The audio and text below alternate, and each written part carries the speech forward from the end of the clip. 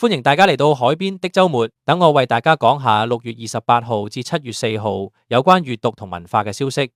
6月29號，再有獨立書店被 DQ， 儒林樂文書店被拒參與2026年香港書展。一年一度嘅香港書展將喺7月中舉行，連續多年參展嘅樂文書店同儒林書店位都攞埋，但係就突然俾貿發局取消資格。本地傳媒查詢嘅時候，貿發局就話所有參展事宜都係根據申請條款及展覽會規則處理，唔會回應個別個案。而兩間書店都分別話唔會評論事件。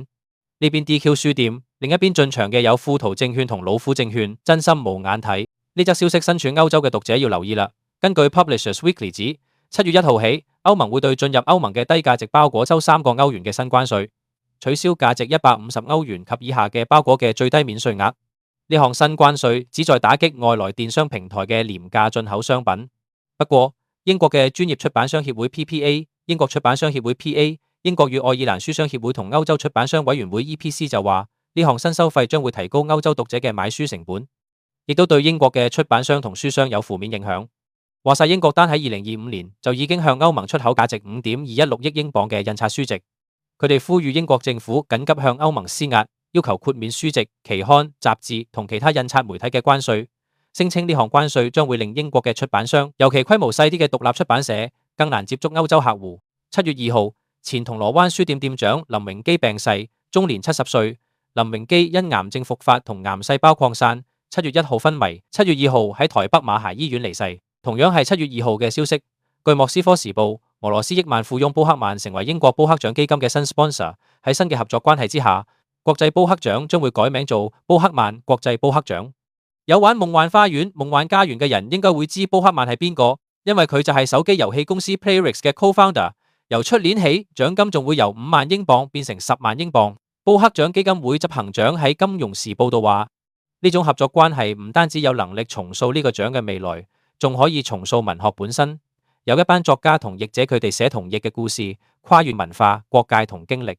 將我哋深深嘅聯結埋一齊。希望新嘅合作都可以提升作家同譯者嘅地位。唔知今年憑小說《台灣漫遊錄》拎獎嘅作家楊雙子同譯者金玲會唔會喊呢？我知佢哋先冇我哋膚淺。7月3號，村上春樹睽違3年嘅最新長篇小說《下凡 The Tale of Kaho》開賣，村上嘅書迷依舊係深夜都排隊搶書嘅。綜合日媒報道，紀伊國屋書店新宿本店仲要係凌晨12點開始賣，成班事先申請嘅書迷向書店1樓聚集，一齊倒數踏入3號有書買，氣氛熱烈。我都想有一日可以喺香港睇到咁嘅畫面，排隊係買書唔係買陀螺。村上久休復出咗一大原因係因為佢之前患咗場大病，喺接受紐約時報專訪嘅時候透露，自己上年經歷重病，住院1個月，差唔多瘦咗18 kg， 連行路都有困難，更加一度冇晒想寫嘢嘅慾望。